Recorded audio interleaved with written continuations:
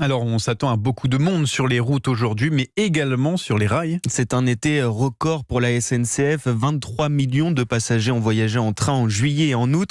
C'est 10% de plus qu'en 2019, l'année de référence. Le décryptage de Clémence de Rhône.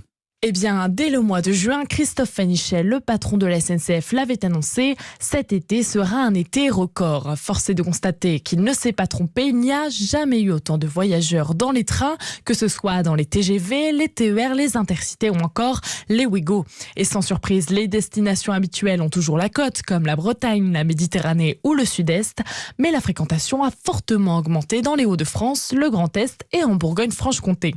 La SNCF avait anticipé cet appétit pour les voyages en train. Elle a donc pu répondre aux attentes des Français, mais il y a eu tout de même quelques couacs, notamment à cause de la canicule qui a obligé les trains à ralentir. Les fortes chaleurs fragilisent les rails et les caténaires, ce qui a causé des retards et des problèmes de logistique.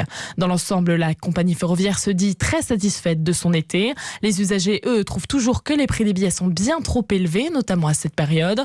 Pour répondre en partie à ces critiques, la SNCF compte mettre en place l'été prochain le paiement des billets en plusieurs fois. Les explications de Clémence de Rhône pour Europe 1.